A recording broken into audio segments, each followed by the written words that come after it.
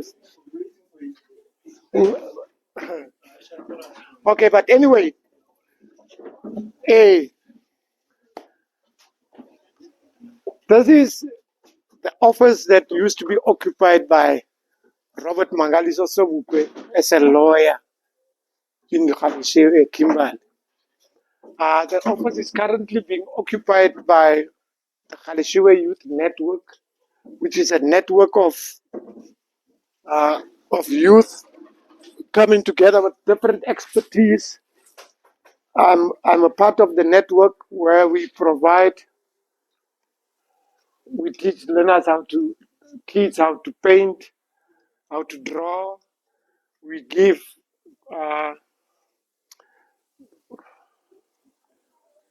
poetry sessions. We do storytelling. There's a lot. Like around the closure of the schools, we always have programs for kids. We teach them how to cycle because we've got a canteen full of bicycles there. We teach them how to cycle. We teach them the rules of the road, and we take them on guided tours on bicycles around the township, promoting our story, because only us can write our story. Normally, I'm asked as to, but can't a white person tell your story? It's not possible that a white person can tell my story, because history is not just a story written about dates, and it's got emotions in it. It's got feelings in it. So there's no way a white person can interpret my story. So it becomes important then for me to write my story, so that my story can then resonate with my people. These stories we hear today does not even resonate with us because they are not our stories. But I can tell you, we are Marxists today, we are Leninists, but we fail to recognize our own. The Marcus Garveys, the Sobukwes, the Julius Nyereres, they were there. They are one of our own. Why can't we talk about them? But anyway, Sobukwe grew up in Gravrinet in the Eastern Cape, in a place called Kwa Umasizake. Yeah, like any other location or township. Even better where yet theirs were more rural. There was no even secondary school there. So he attended lower primary there, higher primary, but when the time came for him to go to to get his secondary education, he had to sit home for 2 years because there's no secondary education here. Eventually, after 2 years, he went to Hilton, where he studied, and then when he got to matric, he got TB, which actually hospitalized him. But even after the hospital, he came out there and got what we would call a distinction pass in matric. Then he went to university. That's where he met the likes of Nelson Mandela, Sisulu. They became friends, became part of the ANC Youth League. So Robert Sobukwe, yes, was a member of the Youth League. When the Youth League was engaged in its programs, Robert Sobukwe was also there. Mind you, at the university, Robert Sobukwe did exceptionally well. He was unanimously elected by the students to become the SRC president. So you could see already by then, you could see the leadership qualities springing out of this guy. When they were members of the ANC Youth League, he even told his brothers that, Norman, why does it look like our struggle is being dictated by those guys that are educated from abroad? I think he was referring to the very same Pixley Kaseme them and all these Mangena, them that came from abroad. But then at that time, mind you, in as much as Saul Plaatje, like I said, was a brother, he is the founding father of the brotherhood movement. But you can see the brothers, you see them with a line. That line that you see these guys having was not a fashion statement. It was not a haircut. It distinguished between the brothers and those who are not brothers. Because not everyone was in the brotherhood movement. Saul Plaatje had it. Big Speaker Sam had it. Tambo didn't have it. Luthuli had it. So it already tells you who of these guys is actually with the system. So Sobukwe saw this and he decided, together with the other Pan-Africanists, they decided that we are not going to associate ourselves with this filth, because that was filth. Conniving with the enemy is filth. It's tantamount to treason, you know. So he left the ANC and formed what he called the PAC, with clear principles. And you could see even with the documents of this organization that this organization is a disciplined organization. It represents the interests of the masses, not a document that even the president does not even know about, the Freedom Charter, because the president of the of the ANC, truly back then, did not even know about the Freedom Charter. Yes, you read his book, Let My People Go. He tells you that I didn't know about this document. This document was only presented to me later. So the story of people going around in Kliptown collecting demands is just a bullshit story then. Because, I mean, the president does not even know about such program. This document came about through the communists when they became now, because mind you, the ANC, when it discarded the native word, it was actually opening up, because the ANNC was saying that it's an African Native National Congress organization. So it could only be for native membership. But then when they discarded the native word, they opened up the ANC now for everybody's membership. Even the enemy can now come in, you know. So it became the ANC, no more native. It does not even represent natives only now. It represents everyone. So hence the Freedom Charter. The Freedom Charter was a charter that was drafted based on how South Africa should be governed after the ANC has taken over. And that's the document that, according to propaganda, we are told that its demands were collected in Kliptown. So Sobukwe, 6 months after he had left the ANC to form the PAC, 6 months thereafter, the ANC, the PAC, together with all the other organizations, were banned. Why?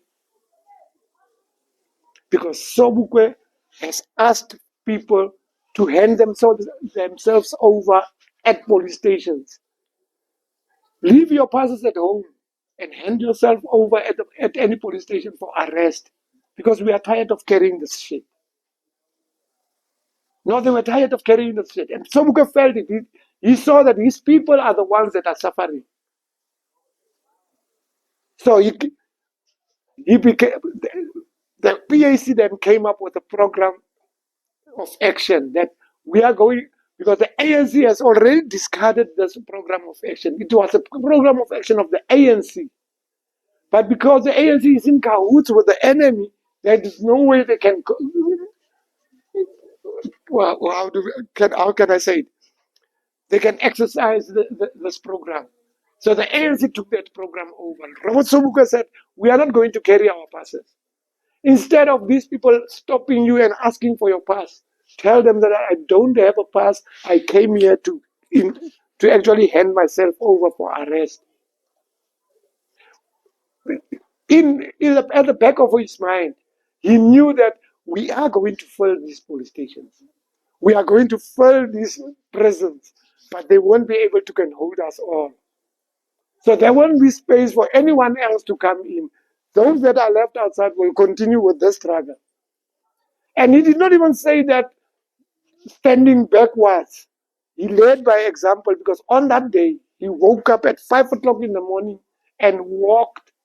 He did not say, no, I'm going to fetch King so that we walk together. No, King will fetch him, we'll find him on the way if King is coming. But he was going. And when they got there, yes, he was arrested.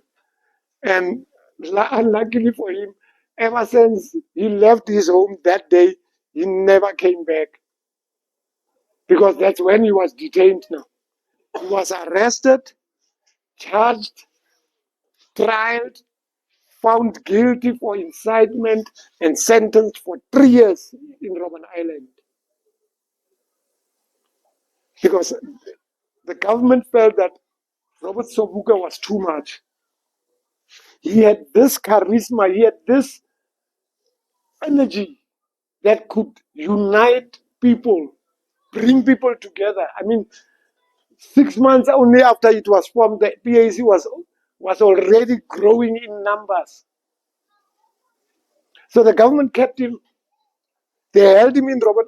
They actually sentenced him to go and serve his term at the fort. But then that same night when he was at the fort, the government agencies came, stole him, and flew him to Robben Island, secretly so. 3 years passed. Robert Sobukwe was not released. He remains, even today, he remains the only guy in this country, or even anywhere, where Parliament had to sit and craft a law only to govern him, called the Sobukwe Clause. Now, according to the Sobukwe Clause stipulated that Sobukwe was not allowed to be quoted. Sobukwe could not attend public gatherings. Sobukwe could not be seen in the company of more than one person. If that is not torture, then I don't know what it is. But the Mandelas also were also rounded up, and they were also arrested. The only problem with the Mandelas and Sobukwe was that the Mandelas occupied the main prison because the government didn't even care about them. But they cared about this one because this one was an enemy of the state. Hence, when the Minister of Security, Mr.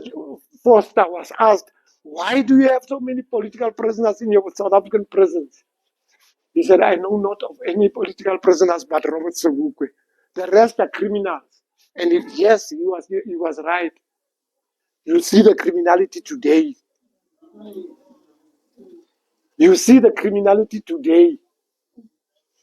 So Sobukwe remains South Africa's only political prisoner. The rest are not political prisoners. They are criminals because they were arrested by the apartheid government.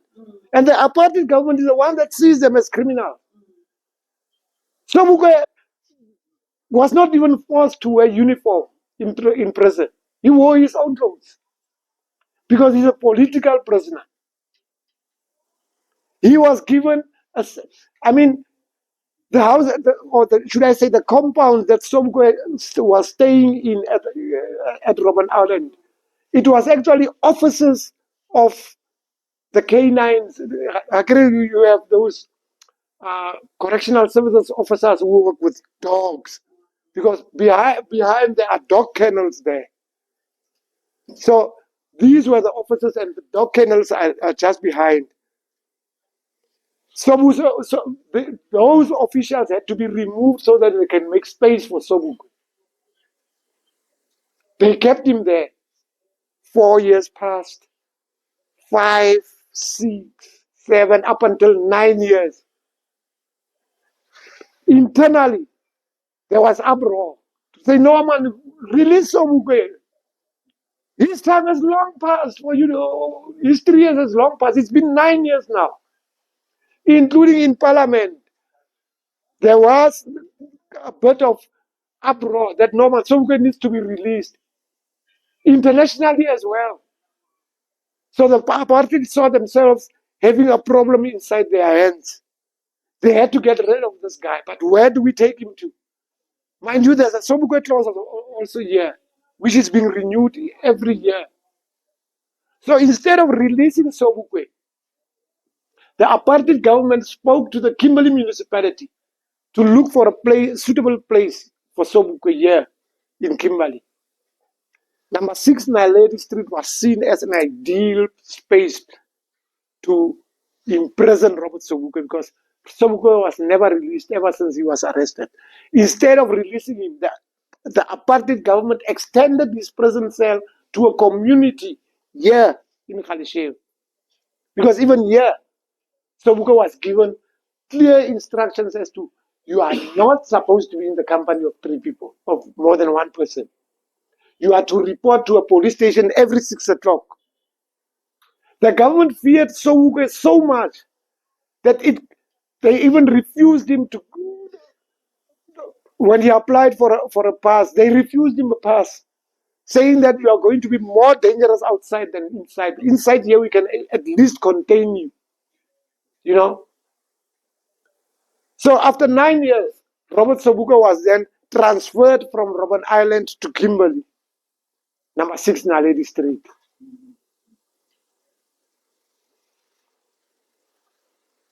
We accepted him because he was one of us. Hence, today, we as native minds, including the people of Galeshewe, are campaigning for a statue of Robert Sobukwe in Galeshewe because we feel that we deserve one. Sobukwe spent 18 years in jail, 9 years in Robben Island, 9 years in Galeshewe. He died here. In fact, we are fortunate because we've got the hospital where he died at. We've got the office where he practiced at. We've got the office where he served his articles at. We've got the house where he stayed at. And we've got the church where he congregated at. Hence, as native minds, we have crafted a festival. Galeshewe, we call it Galeshewe Remembers Robert Sobukwe. And it starts because we want to remember him as a lay preacher because he was a lay preacher at the Wesleyan Church. So we want to remember him as a lay preacher. We want to have a mass dedicated to Robert Sobukwe, where all church denominations are all going to meet at that stadium where we have one mass for Robert Sobukwe, in memory of Robert Sobukwe, led by the Wesleyan Church. And all the choirs of these churches and the community choirs can form a mass choir then to perform at the festival. Then we'll have a memorial lecture of Robert Sobukwe the next day. It's a whole week festival where we will be celebrating Pan-Africanism and promoting the story of Robert Sobukwe because we also want an inquest as to what killed Sobukwe because we don't even think for a second that he was killed by cancer as you instructed your doctors to tell us on the autopsy report. Sobukwe confessed to his wife that I suspect that these people were feeding me crushed glass whilst I was in Robben Island. Why all of a sudden cancer? But we all know that most of our leaders died of cancer because there's no other way that we can kill them without saying that it was cancer. Sobukwe was loved by the people of Galeshewe, hence the request for a statue. If government does not even listen to us, then we can try and get a statue out of our own. I mean, Every cent counts. We can collect a cent from an individual here in Galeshewe. We'll get to R1 million and commission someone to develop a statue for us. 1 cent per person. Sobukwe was loved by the people of Galeshewe, I can tell you that. Because he represented most of the people of Galeshewe for free as a lawyer. There was no way Sobukwe would pass you without even greeting you, whether he knew you, because, mind you, when he was brought here, people were already sensitized that you are not supposed to talk to that guy whom we will be bringing here. Very dangerous. So people were already afraid of this guy. But they would look at him with awe to say, yeah, what a learned man. What has this guy done? I mean, what did he do? They couldn't understand that Sobukwe was actually their savior because, you know, as Africans, whenever we are in trouble, God always sends a savior to take us out of bondage. But we don't see. We didn't see that Sobukwe was actually sent to us to liberate us. Are there any questions before as we continue? Or is there anyone who wants to share anything? Do I have bathrooms? Yes. Maybe this side, ma'am. Yeah. My king.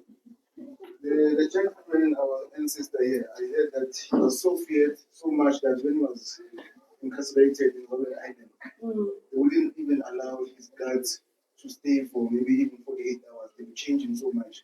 So it was because he was so influential. The government feared Sobukwe to place Sobukwe with the rest of the prisoners because they even feared that he might even convince the very same Mandelas.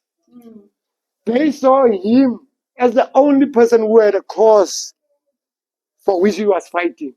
These others didn't know what they were fighting for. You know, yes. Hence, to date, there's nothing being said about this guy because that same Pan-Africanism ideology had to die. Sobukwe had to die for the ANC to survive. Sobukwe had to die for the ANC to survive. For the ANC to be lying to us today, it is because of the death of Sobukwe. Because he's the one that warned us against these people. Even Mangope warned you. Even Mangope warned you. But you didn't listen. You didn't listen. But today we've got ears. We can hear, we can listen. We are adults. We are adults now. We can make our own decision. We are not going to stand up and go vote. Why are we voting for? What are we voting for? Because the vote will never deliver democracy, not even democracy, because we never fought for democracy. We are fighting for liberation here, not even freedom. We were fighting for liberation. Today we've got democracy and we are comfortable with it. And that's democracy. We all know that it's a lie. It is a lie. But we are comfortable with it. Yes, we are comfortable with it because we still go stand up in queues and vote for these people. We as Pan-Africanists must desist from being political organizations. We have a cause. We have a cause. And our cause is more genuine than this cause. Hey, I would like to hear from you. Okay. You've got nothing to say. So, sure. That's the one thing. I think you absolutely turned my world on its head. Because, I mean, in my mind, people like Pixley or Salt Lake, these are thinkers who were sort of trying to liberate us, especially men. That's what the media has told you. You remember who Mandela was not even the people's choice. The media promoted Mandela to be people's choice because they knew what agenda they had with this guy. I mean, it was targeted. You remember Pixley's speech? What was it in? Was it New York? Or the speech he made. The famous one. I forget what it's titled. I mean, I was so. But yeah, We are living in a world of make believe. We are living in a world of make believe. We make you think that this is the way. Where my grandmother used to tell me, if a white man tells you to run to something, run from it. Honestly, run from it. I mean, we never called our people gays and lesbians. The media told us that these people are gays and lesbians. Today they are saying that we are calling them names. Yeah. Yes. They fed these ideas to us that these people are gays. Today they are telling these people now that we are discriminating against them. Yeah.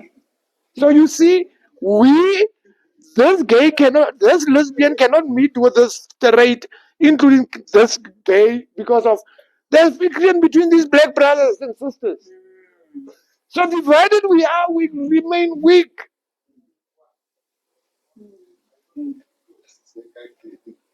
So in as much as the school is about technology, agriculture, and it must also try to change the narrative as well. Yeah. I will have to correct it. We need to change the narrative. I think of myself as a scholar of activism. I also on these things. I don't think I can teach anyone this. Shoot. I'm gonna confuse the children. No, we're not going to teach anyone. Our history is in us. I mean, sometimes I would watch TV and I would see something happening and I would think, okay, why does it? I was there, Musman. When this thing, I was not even watching it on TV. I was there personally. Yes, I'm right because I was there. I keep coming back. I die and I wake up. I die and I wake up. I keep coming back. I'm a fossil.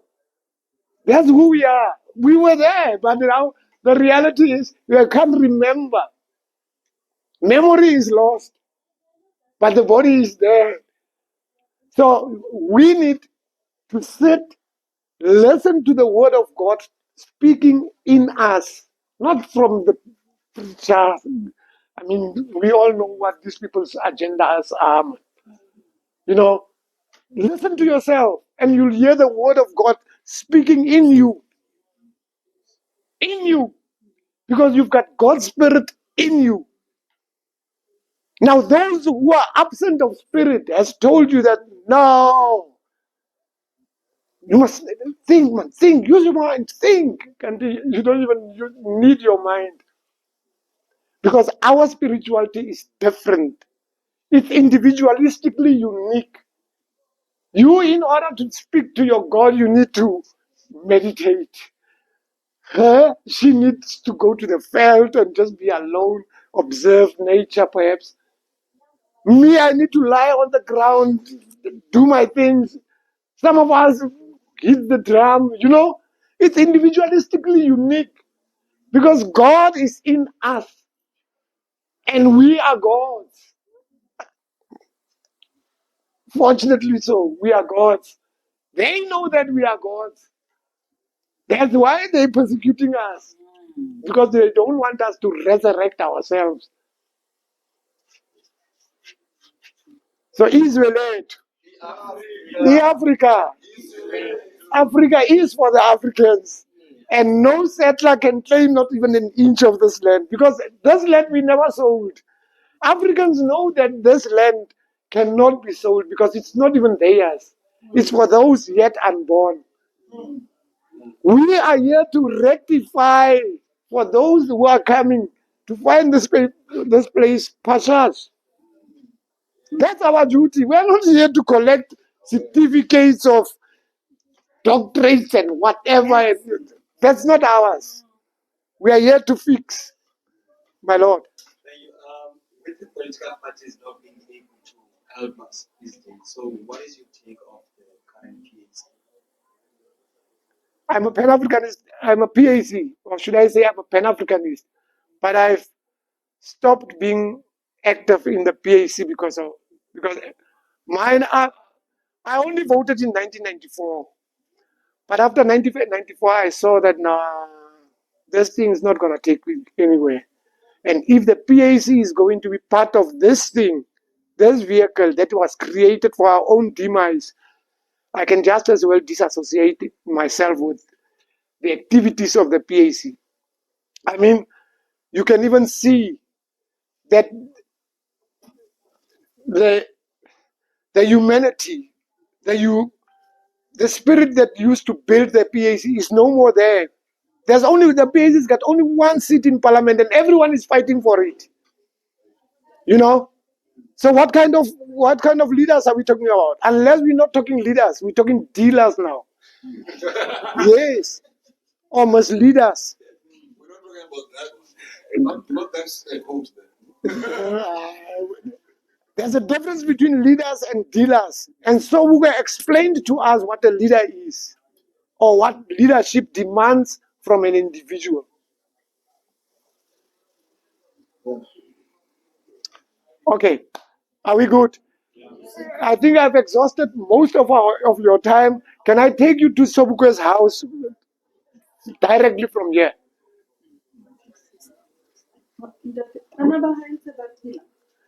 There's only one left, Nuyana Mama.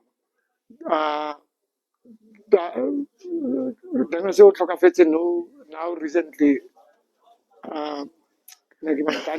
Dani Sizwe. No recently, so there's only one left. Then even the foundation, of which it's just a foundation, man. They would only rise to an opportunity when you want to do something. Then, hey, you didn't notify us. So we belong to us, man. We don't even need to notify you. You are us. We are all together here. But well, yeah, it dictates that. But anyway, yes, there's only one child left. The wife has just passed, and the son. So what's this one? Leon Foundation. But I would like to make I would like to make a humble request to each and every one of you. I mean, let's take it as our homework. When you get home, sit and think about you being here in this world, and your contribution to rectifying the mistakes that we did, because we did these mistakes. We are our ancestors. This mistake was done by us. So how do we rectify these mistakes? If we are going to build Paseta, then Paseta should be without mistakes. While it's being built, let's rectify so that we can fill that school. Let's rectify so that our kids can see the need to be in the school. That's right. Ladies and gentlemen, time we are enjoying the story. We are enjoying the wisdom that is being shared. Time is flying. Okay, time is flying. I want us to go to the Subuka house, but time is flying. The big hall is not open the whole day, 24 hours forever. It's past 3. So I'm afraid we might miss that. Okay, so let's just pass by Sobukwe's house and go to the big hall, because our 2-3. Quarter to 3. At least latest 10 past 3 re ko big hall, because batho bana ba kwala kere Yeah, okay. ne Can you start? Okay, but when we say, yeah, okay, let's start at the big because the Subuka house does not close. Does not You close. can even come there at 5 1 Yeah. Okay. The big hall is for the Chisanyama next door. That's where we will lunch for today. And watch the song. Yeah, the front screen is there. It means it's for today. Yeah, now. Okay, The big old tour, it takes 1 hour. I mean, just the inside. There's the big old tour, then there's the mine museum. So big old, it takes an hour. So I think maybe let's get to the big old, do the inside tour so that we still can re kgona go ka tsena mo ntle mo the mine museum. Hey. Let's move, ladies and gentlemen.